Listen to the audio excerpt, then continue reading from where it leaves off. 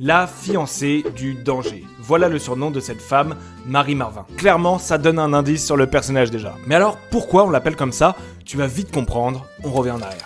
Marie Marvin, elle est née en 1875 à Aurillac, mais elle va grandir à Nancy. Et à l'époque, malheureusement, la place des femmes dans la société, c'est surtout de s'occuper de la maison et d'élever des gamins. Forcément, dans ces conditions, difficiles de devenir une sportive de haut niveau en vélo, en ski ou en escalade par exemple, Marie Marvin va tout faire.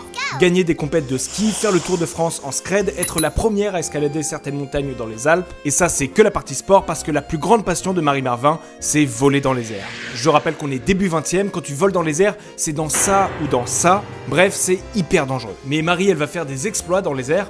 Bon, elle va aussi connaître quelques crashs, comme la fois où elle s'écrase dans un champ en plein hiver et qu'elle manque de crever coincée sous son avion. Ou encore la fois où elle traverse la Manche en montgolfière et qu'elle s'écrase en Angleterre. Marie, elle va aussi être infirmière de guerre et l'une des pionnières dans le développement de l'aviation sanitaire. Ah oui, et il paraît même qu'elle s'est déguisée en poilu pendant la Première Guerre mondiale pour aller combattre sur le front. Mais ça fait particulièrement débat chez les historiens. En tout cas, si tu veux en savoir plus sur Marie Marvin, j'ai sorti une vidéo plus longue sur elle sur ma chaîne YouTube. Le nom c'est Storyquo et le lien est dans la bio. En tout cas, on comprend mieux maintenant pourquoi Marie Marvin était surnommée